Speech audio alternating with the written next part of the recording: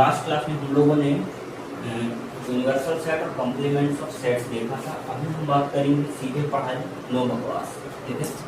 तो next topic क्या है हमारे पास? Venn diagram. Venn diagram,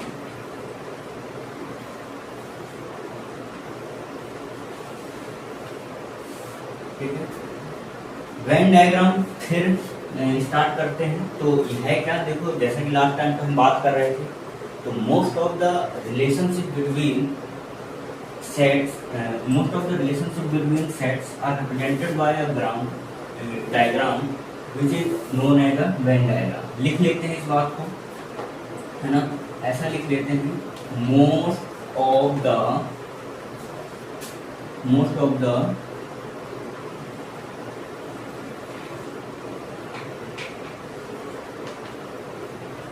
relationship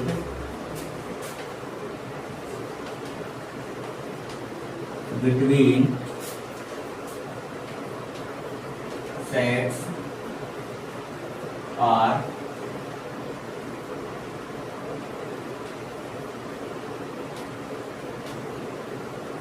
represented by diagram is known as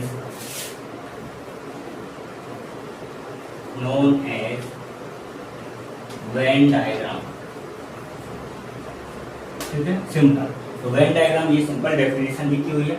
देखो सिंपल सी बात है, इसमें क्या है कि अब हम क्या करते हैं कि जो ये डायग्राम हुई, कौन से डायग्राम होते हैं, मैं मोस्टली होते हैं रेक्टेंगल और सर्कल, या कोई भी हम लोग क्लोज कर्व बोल सकते हैं, डायग्राम से रिप्रेजेंट करते हैं, और जनरली सर्कल यूज किया जाता है, ठीक है। यूनिवर्सल सेट जो होते हैं,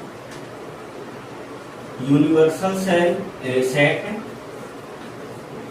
सेट को जनरली रेक्टेंगल से शो किया जाता है, रेक्टेंगल डायग्राम से शो किया जाता है, ठीक है। और उसके बाद होता है सबसेट्स, और जो उसके सबसेट्स होते हैं, सबसेट्स इनको जनरली सर्कल से शो किया जाता है, ठीक है। अब देखो जरा ध्यान से, जैसा कि हमने सपोज करो कोई यूनिवर्सल सेट बनाते हैं, मान लो 1 2 3 4 5 6 7 A B C D, इस तरह से कोई हमारे पास यूनिवर्सल सेट बना हुआ है। अब हम लोग सेट बनाते हैं, देखो सेट ए, है ना, सेट ए क्या है हमारे पास, 1 2 ए इस तरह से निकल के आता है। सेट बी हमारे पास बनता है, ठीक है, 4 5, ठीक है, उसके बाद 1 4 5 एंड बी, उसके बाद आ जाता है, ठीक है, और उसके बाद आ जाता है सी, है ना। यहाँ से हो जाएगा हमारे पास 1 2, उसके देन उसके बाद हो जाएगा 4, उसके बाद हो जाएगा सी डी, इस तरह से हो जाएगा सी। ये हमारे पास सेट्स होते हैं। देखो इनको रिप्रेजेंट करने का सिंपल तरीका है, सबसे पहली बात है कि सेट ए बनाओ, सेट बी और set C, A B C. मैं ऐसा इसलिए बना रहा हूँ क्योंकि देखो 1 जो है ये तीनों में है, तो 1 तो मान लो इस वाले रीजन में आ गया, जो रीजन तीनों होंगे, ठीक है। 2 इन दोनों में है, 2 इन दोनों में मतलब इस वाले रीजन में आ जाएगा, बी के अंदर नहीं है। उसका 4 जो है इन दोनों में है, तो 4 इधर आ जाएगा।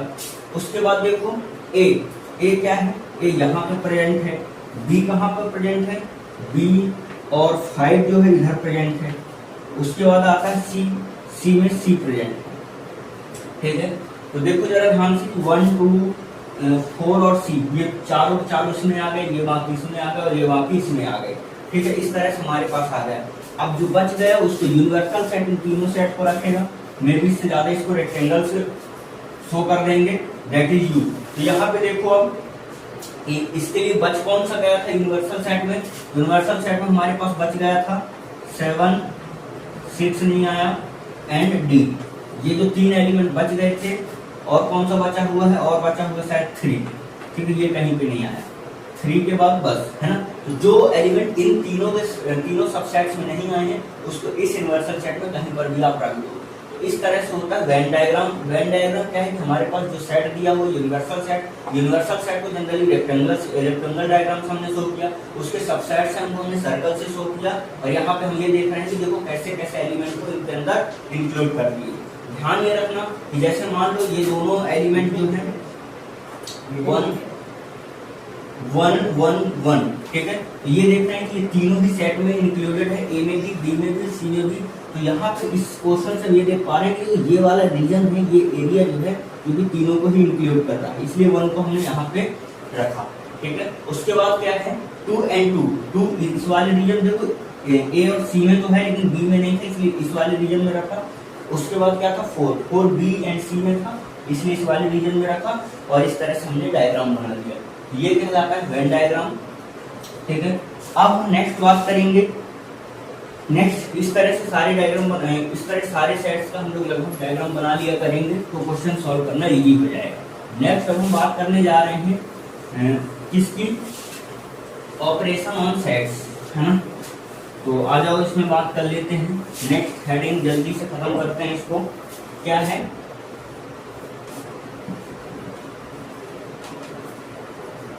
ऑपरेशन ऑन सेट्स, ठीक है। ऑपरेशन ऑन सेट्स की यदि बात करूं मैं तो सबसे पहले आता है यूनियन ऑफ सेट्स, ठीक है। यूनियन ऑफ सेट्स में क्या है ना, तो इसको सबसे पहली बात ये कि डिनोट ऐसा किया जाता है इफ टू सेट्स हैं ए एंड बी, तो इसको लिखेंगे कैसे, देखो सिंपल ऐसे ही लिखते हैं ए यूनियन बी। मान लो दो सेट्स हैं तो इनको हम लिखेंगे ए यूनियन बी। इसको मैथमेटिकली रिप्रेजेंट जो किया जाता है वो हम लोग करते हैं ए यूनियन बी, ठीक है। इसका मतलब होता है, इसका मतलब ये होता है कि ए यूनियन बी का मतलब ये हुआ it is a set of all elements, it is a set of all elements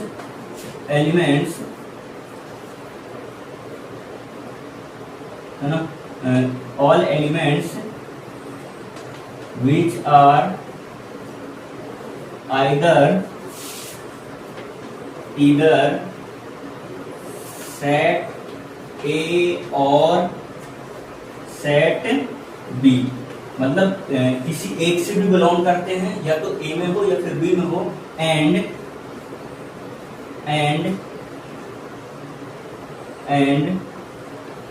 repeated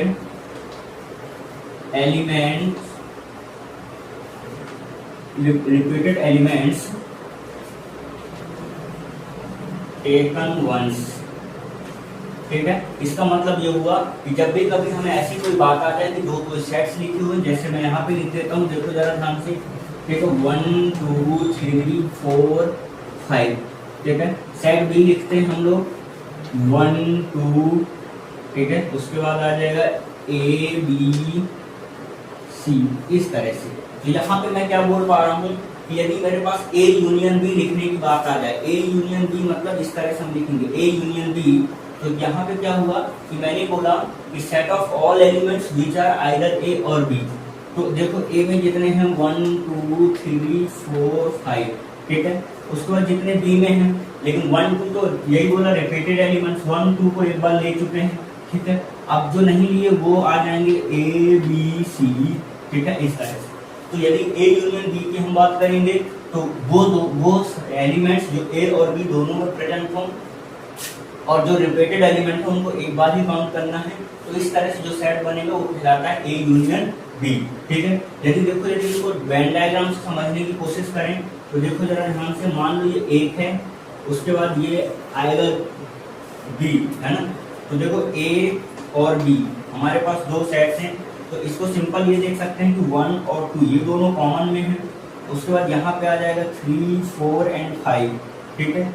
इधर आते हैं यदि हम, तो देखो ए बी और सी, इस तरह से एलिमेंट्स हमें मिल जाएंगे। यदि हमसे कोई पूछता है कि ए यूनियन बी का डायग्राम बनाओ, तो देखो डायग्राम के केस में यदि हमसे कोई पिक्टोरियल रिप्रेजेंटेशन पूछेगा, ये वाला पूरा का पूरा रीजन, ठीक है, ये पूरा का पूरा रीजन हम लोग शो कर देंगे। ये रीजन हमें शो करता हुआ दिखेगा ए यूनियन बी, है ना, इस तरह से। नेक्स्ट आता है intersection of sets.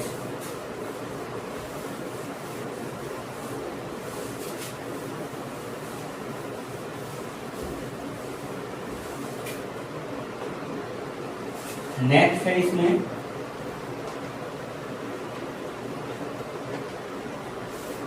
Intersection of sets. इसमें भी वही है, हम लोग पढ़ते हैं क्या, ए इंटरसेक्शन ऑफ बी, ऐसा पढ़ते यही है, ए इंटरसेक्शन ऑफ बी। इसको रिप्रेजेंट कैसे करते हैं, रिप्रेजेंट करते हैं ए इस तरह से, ए इंटरसेक्शन ऑफ बी, इस तरह का साइन होता है ना, इस तरह से इसको रिप्रेजेंट किया जाता है। ये है क्या, सिंपल सी बात कर सकते हो, ये इसको यदि लिखना चाहो तो it is a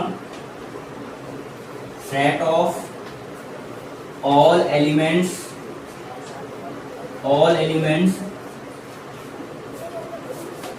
which are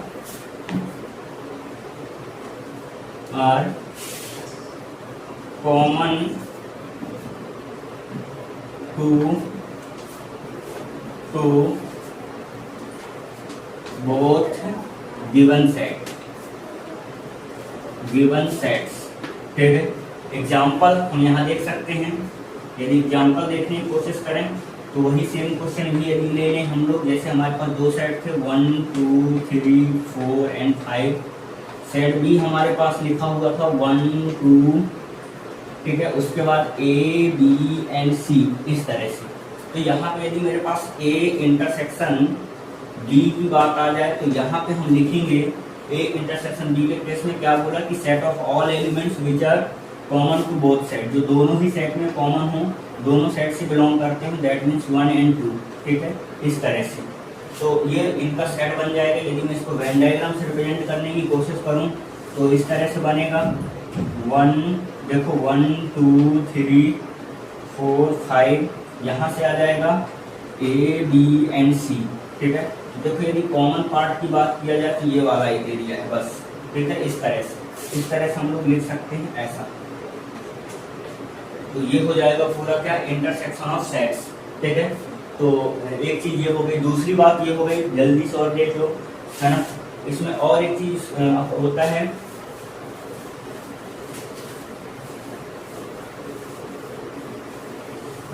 एक नाम आता है जबरदस्ती का, वो क्या होता है, वो होता है डिसजॉइंट सेट। डिसजॉइंट सेट्स उनको कहते हैं। डिसजॉइंट सेट क्या है, डिसजॉइंट सेट्स, है ना, तो to sets two or more sets are said to be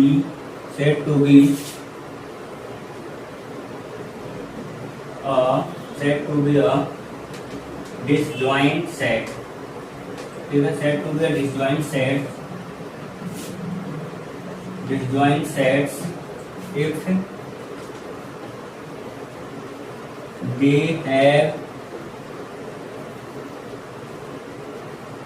they have no common elements।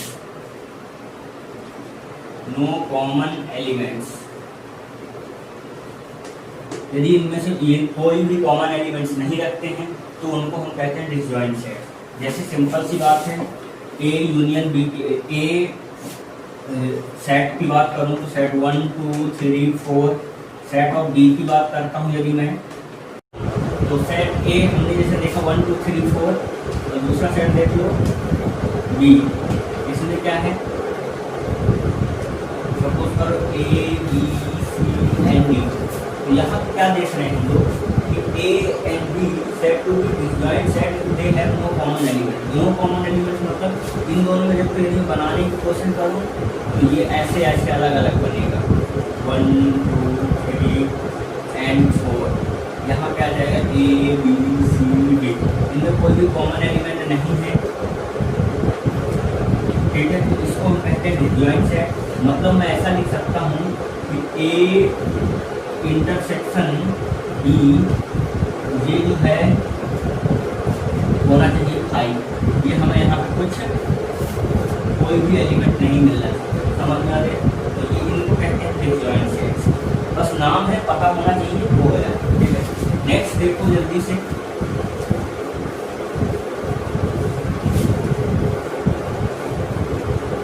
इसी में आता है ना डिफरेंस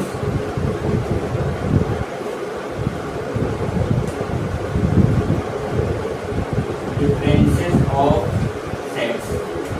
ठीक है, तो डिफरेंसेस ऑफ सेट सिंपल समझ लो कि यदि हम a माइनस बी लिखते हैं, सपोज करो, इसको एग्जाम्पल से समझते हैं। यदि हमने लिखा, मान लो सेट a है हमारे पास 1 2 3 4 5 a b। ठीक है, एक सेट बनाते हैं b, ये है 2 3, उसके बाद a, उसके बाद 7 9। यदि इस तरह से हम लोग एक सेट बना दिए सपोज करो। अब हम लिख रहे हैं a माइनस बी, तो a माइनस बी जो है ये होगा set of all elements of set a which are not in set b।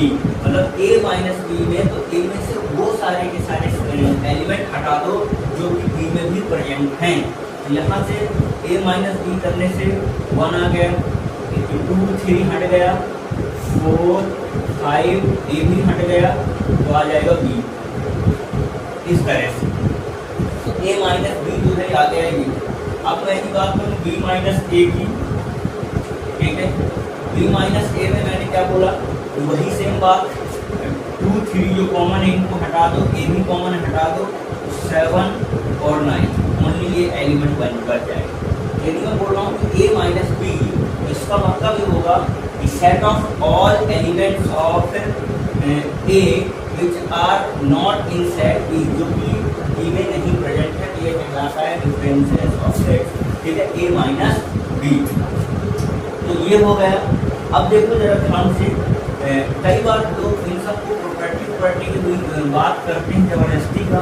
ठीक है कुछ नहीं, सिंपल सी बात, ऐसे जब हम लोगों ने इतना कुछ सीखा। ठीक है, तो सपोज करो a और a कॉम्प्लीमेंट यदि हम ले, a कॉम्प्लीमेंट पहले यूनियन लेंगे, हमें पता है कि पूरा मिलकर यूनिवर्सल सेट बनेगा। ठीक है, यूनियन लेंगे और a का यदि हम इंटरसेक्शन लेंगे तो दोनों में कोई भी एलिमेंट कॉमन नहीं होता है, जिनको हम कहते हैं क्या, कुछ नहीं, इस तरह जबरदस्ती लोगों ने इसको प्रॉपर्टी बना दी है।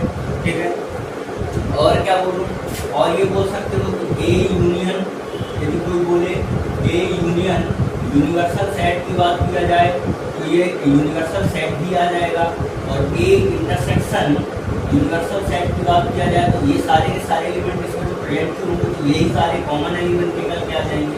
तो इस तरह की कुछ बातें हैं जो कि जबरदस्ती लोग प्रॉपर्टी के नाम से पढ़ाते हैं। ठीक है, अब दूसरी बात है, और इम्पोर्टेंट बात, नंबर के केस में कैसे बात करते हैं उस पर समझते हो। ऐसे देखो, इसको मैं रब कर देता हूँ।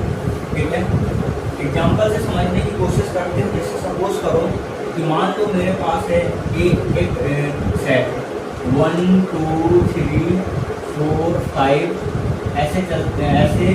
ठीक है, उसका सेट ऑफ बी लिखता हूँ मैं, ये आ जाएगा 1 2। ठीक है, उसके बाद 6 7 और 9 और 10। ठीक है, तो कितने हो गए, इसमें जो मेरे पास एलिमेंट है ये 6 एलिमेंट है, इसमें जो मेरे पास 5 एलिमेंट। यदि मैं नंबर ऑफ ए की बात करूँ, मतलब कार्डिनल नंबर एन ऑफ ए की बात करूँगा तो कितने हैं, ये 5 हैं। एन ऑफ बी की बात करूँगा तो कितने हैं, 6 हैं। अब यदि देखो जरा ध्यान से, ए यूनियन बी की बात करता हूँ तो ये कितने निकल के आएंगे, सोच के देखो। यदि मैं ए यूनियन बी, मैं सिंपल ए यूनियन बी लिखता तो निकल के आता 1 2। ठीक है, 3 4 5 6 7 9 and 10 इस तरह से निकल के आता। तो कोई देख के बताओ कि ये कितने निकल के आए, 4। और देखो ये यहाँ से आ गया 4 और यहाँ से आ गया कितना, ये 5। ठीक है, 9 एलिमेंट निकल के आए। तो एन ऑफ एन मतलब cardinal number of A union B कितना निकल करके आ गया 9। देखो यदि मैं इस तरह से सोचूं कि इसको हम एक ऐसा एज अ फॉर्मूला लिख सकते हैं, देखो number of A number of be in दोनों के नंबर, बट वो नंबर जैसे कि देखो 2 इधर भी काउंट हो गया और 1 और 2 इधर भी काउंट हो गया, ये नंबर 2 बार काउंट हो गए, जबकि हमें यूनियन लिखेंगे तो एक बार ही आएगा, इसलिए इन दो नंबर को माइनस कर दिया। ठीक है, अच्छा दूसरी बात यदि मैं इसको, अच्छा ये दो नंबर आएंगे कैसे, यदि मैं ए इंटरसेक्शन बी लिखता, ये निकल के आता 1 and 2, that means n of A intersection B ये निकल करके आ जाएगा 2।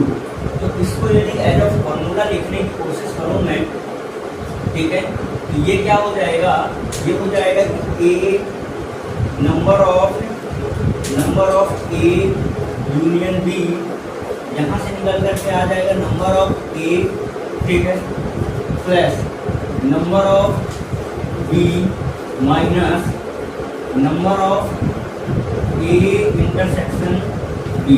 इस तरह से मतलब हमने इन दोनों को पहले ऐड करना स्टार्ट किया, number of A number of B, तो वो ऐड करते करते ये जो दो टर्म थी ज़्यादा ऐड हो गई, तो इनको हमने माइनस कर दिया। इसी तरह बच्चों जब ये चीज़ बहुत इम्पोर्टेंट है, दूसरी बात जब इसी को हम लोग 3 सेट्स के लिए लिखते हैं, number of A union B union C, तो ये आ जाएगा सेम बात कि n of A plus n of B plus n of C minus करेंगे, देखो तो n of A intersection B minus करेंगे A n of A intersection C, फिर माइनस करेंगे n of B intersection C. तो क्या हुआ, देखो जब हमने n of A n of B n of C हमने जब लिखा, वो एलिमेंट जो ए और बी में कॉमन थे वो ए के साथ भी ऐड हो चुका था, बी के साथ भी ऐड हो चुका था, इसलिए हमने इसको माइनस कर दिया। अब यदि हमने ये बात किया ए और सी को, जो इन दोनों के साथ कॉमन थे, इन दोनों के साथ कॉमन थे वहाँ से माइनस हो गया, और जो इन दोनों के साथ कॉमन थे वो यहाँ से माइनस हो गया। बट अब क्या दिक्कत आई हमारे साथ कि एक जो इसको समझते हैं और इसमें हम लिखते हैं टू और प्लस का n of A intersection B intersection C. ठीक है, इसको मैं डायग्राम से समझाने की कोशिश करूँ, कैसे समझने की कोशिश करूँ। सपोज करो ये सेट लिखा हुआ है ए, ये सेट लिखा हुआ है बी एंड ये सेट लिखा हुआ है सी। ठीक है, तो देखो जरा ध्यान से कि जो ये वाला रीजन है, जब मैंने लिखा एन ऑफ ए, तो एन ऑफ ए में ये पूरा रीजन वाले एलिमेंट्स आ गए, एन ऑफ बी ये पूरा वाला रीजन आ गया, एन ऑफ सी ये वाला पूरा रीजन आ गया। मतलब देखो जरा ध्यान से, ये रीजन की बात करूँ तो ए और सी दोनों के साथ आ चुका, 2 बार आ गया। ये रीजन की बात करूँ ये ए और बी दोनों के साथ आ चुका है, ये रीजन बी और सी दोनों के साथ आ चुका है। लेकिन जो ये वाला रीजन की मैं बात कर रहा हूँ, ये रीजन ये सी के साथ भी आ गया, बी के साथ भी और ए के साथ भी। तो n of A n of B n of C ये तीनों के साथ आ चुका है। ठीक है, तो 3 बार ऐड हो गया। तो हमने क्या किया कि एक बार n of A minus B को माइनस कर दिया, मतलब ए और बी का इंटरसेक्शन, ये रीजन को माइनस कर दिया, ये एक बार तो माइनस हो गया। अब ए इंटरसेक्शन सी माइनस किया, मतलब दूसरी बार भी माइनस हो गया। जब ए इंटरसेक्शन सी माइनस किया तो ये वाला एरिया तीसरी बार भी माइनस हो चुका है, और एटलीस्ट एक बार तो चाहिए, इसलिए हमने इस वाले रीजन को अलग से ऐड कर दिया। इसको कहते हैं इंक्लूजन एक्सक्लूजन प्रिंसिपल, है ना। पीएनसी में वैसे कुछ चर्चाएं की गई होंगी, वहाँ पे समझ में शायद आया हो या नहीं आया हो, बाद में हम भी कर लेंगे। ठीक है, ये 2 इम्पोर्टेंट फंडिंग है जो कि हमें याद होना चाहिए। अब इसके बेस पे कुछ क्वेश्चन देख लेते हैं। ठीक है, तो यहाँ तो पहले छाप लो, फिर आगे बात करते हैं। ठीक है, तो देखो जरा ध्यान से कुछ क्वेश्चन देख लेते हैं। सबसे पहली बात क्वेश्चन नंबर हम फर्स्ट और सेकेंड ही देखते हैं। देखो let A and B be 2 sets such that n of A is 20 और n of A union B is 42, then find and n of A intersection B is 4। तो हम लोगों ने फंडा पढ़ा है, फॉर्मूला वो क्या पढ़ा है कि n of A union B ये होता n of A plus n of B minus times of n of A intersection B. ठीक है, अब देखो जरा ध्यान से कि ए यूनियन बी जो है वो यहाँ से निकल करके आ जाएगा हमारे पास, कहाँ दिया हुआ है हमें, ए यूनियन बी दिया हुआ है 42। ठीक है, एन ऑफ ए दिया हुआ है 20, एन ऑफ बी हमको निकालना है और माइनस का दिया हुआ है n of A intersection B, ये दिया हुआ है 4। ठीक है, इन दोनों की बात करें, यदि हम इसको इधर लेकर आए, इसको भी इधर लेकर आए, तो ये तो इधर आएगा तो हो जाएगा 46 माइनस 20। तो देखो एन ऑफ बी 26, ये निकल करके आ जाएगा 46 माइनस का 20, दैट मीन्स 26। तो एन ऑफ बी जो हमारे पास निकल करके आ गया 26। हमें निकालना क्या था, एन ऑफ बी, तो फर्स्ट केस तो हमारे पास आ ही गया। अब सोच के ये देखो कि n of A minus B, तो n of A minus B, तो एन जो है n of A minus B, उसमें कैसे बात करेंगे कि ए माइनस बी वो है कि set of all elements which are in set A but elements which are in set A but not in B। तो हम क्या करते हैं कि देखो A माइनस बी में ये ऐसा जो होगा ये तो हो जाएगा n ऑफ A, और इसमें से वो वाला n माइनस कर दो जो दोनों में कॉमन है, तो n of A intersection B। ठीक है, क्योंकि यही तो एलिमेंट माइनस हो जाएंगे। ठीक है, यहाँ से आ जाएगा n of A minus B, हमारे पास डायरेक्ट निकल करके आ जाएगा 20 माइनस में ये आ जाएगा यहाँ से 4, ये आ जाएगा 16। अब एन ऑफ बी माइनस ए, वही बात सेम बात, एन ऑफ बी माइनस ए हम डायरेक्ट लिख देंगे एन ऑफ बी 26 माइनस 4, यहाँ से आ जाएगा 22। ठीक है, इस तरह से सारा सा क्वेश्चन था। ठीक है, जो कि सब लोग को समझ में आ गया होगा। आगे चलते हैं हम लोग क्वेश्चन नंबर 30 भी देख लेते हैं क्या है, समझते हैं।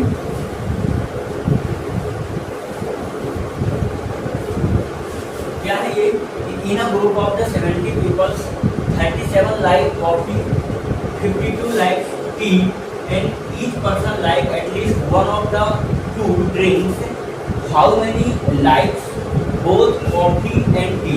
देखो समझना जरा ध्यान से, यदि कभी ऐसा आता है कि ए, जैसे मान लो मैं बात करता हूँ number of A union B, A union B का मतलब ये भी समझ लेना हमेशा, यहाँ से ये भी होता है कि at least belongs to at least one of them. ठीक है, इसका मतलब क्या हो गया कि देखो ए यूनियन बी मतलब कोई भी एलिमेंट या तो ए में बिलोंग करता होगा या बी में बिलोंग करता होगा या दोनों में बिलोंग करता होगा, एटलीस्ट एक में बिलोंग करता है तो इसमें आ जाएगा। यहाँ पे क्या क्या है, जैसे बोला है कि लाइक एटलीस्ट वन। ठीक है, मतलब 70 जितने पर्सन है हमारे पास उसमें से ये तो कंफर्म है कि उनमें से कोई कुछ ना कुछ लाइक्स करता है, मतलब ए यूनियन बी में बात करूँगा तो कितना हो गया, 70 हो गया। ठीक है, तो ए यूनियन बी मेरे पास निकल करके आ गया 70। अब जो है ए लाइक्स कॉफी, क्योंकि मैं एन ऑफ कॉफी की बात कर लेता हूँ, यदि मैं कॉफी की बात कर लेता हूँ ये हो गए 37, और एन ऑफ टी की बात कर लेता हूँ यदि मैं, ये हो जाएंगे 52। ठीक है, तो मुझे ये निकालना है कि how many likes both coffee and T, मुझे ये निकालना है कि एन ऑफ जो सी बोल देता हूँ इंटरसेक्शन टी जो है ये कितने लोग लाइक करते हैं। ठीक है, तो यहाँ से आ जाएगा n of A union B, यहाँ से आ जाएगा n of C plus n of T minus का एन ऑफ सी इंटरसेक्शन में टी। ठीक है, अब देखो जरा ध्यान से, ये तो बात है ये हो जाएगी 70 की, ये तो बात है ये तो हो जाएगी 37 की, ये तो बात है ये तो हो जाएगी 52 की, और ये बात है ये आ जाएगी हमारे पास एन ऑफ सी इंटरसेक्शन। तो यहाँ से हमारे पास क्या निकल के आ जाएगा, n of C intersection T, ये आ जाएगा यहाँ से कितना रखना 37 और 52 आप लोग यदि इसको ऐड भी कर लोगे तो यहाँ से हो जाएगा 8 और 9 माइनस का 70, ठीक है। इस तरह से निकल करके यहाँ पे आ जाएगा आपके पास 9 और इधर से निकल करके आ जाएगा 1, ठीक है। तो 19 लोग ऐसे होंगे जो कि कॉफी एंड टी दोनों पसंद कर रहे होंगे। यदि इसका वेन डायग्राम बनाने की कोशिश करोगे तो वही बात बनेगा। देखो 19 लोग ऐसे होंगे जो दोनों में पसंद होंगे, इसको सी मान लो, इसको टी मान लो, ठीक है। अब यहाँ पे वो लोग आ गए जो कि 18 लोग जो कि क्या पसंद कर रहे हैं,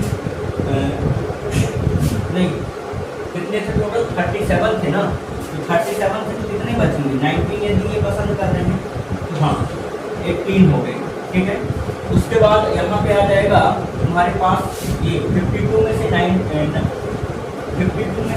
तो ये यहाँ पे आ गए, यहाँ पे कितने बच जाएंगे 33, ठीक है। तो ये लोग हो जाएंगे, ये तो हो गए कॉफी वाले, ये हो गए टी वाले। यदि तो तुमसे ये पूछा होता कि ओनली कॉफी कितने लोग पसंद कर रहे हैं, ठीक है, ओनली कॉफी कितने लोग पसंद कर रहे हैं, तो कॉफी के लिए आप लोग ये बात करोगे कि 33 है। ओनली टी कितने लोग पसंद कर रहे हैं, ये पसंद कर रहे हैं। ओनली मतलब ऐसी बात है बोथ कितने लोग पसंद कर रहे हैं, वो 19 हो गया, ठीक है। तो इस तरह से सारे क्वेश्चन इस वेन डायग्राम के बेस पे आया जाता है। देखो जब वर्ड प्रॉब्लम आए तो ये पहचानना होता है, जैसे 70 पीपल दिया है तो ये क्या है, यहाँ पे यदि नंबर ऑफ कॉफी दिया है, नंबर ऑफ टी दिया है, तो ये सब क्या है, ये हमें पहले पहचानना होता है, ठीक है। और उस हिसाब से सिंपल ऐसे फंडे में अप्लाई कर दो, आंसर आ जाता है, ठीक है। तो ये हो गई बात यहाँ तक की, इसको कॉपी पेस्ट कर लेना, छाप लेना, ठीक है। और क्वेश्चन है RD शर्मा में ऐसे क्वेश्चन बहुत सारे मिल जाएंगे, ठीक है, उसको सब कंप्लीट कर लो। यहाँ पे हम ये कह सकते हैं कि हमारा सेट लगभग ऑलमोस्ट खत्म हो गया है। कुछ अच्छे क्वेश्चन आप लोग और चाहो तो कर सकते हैं।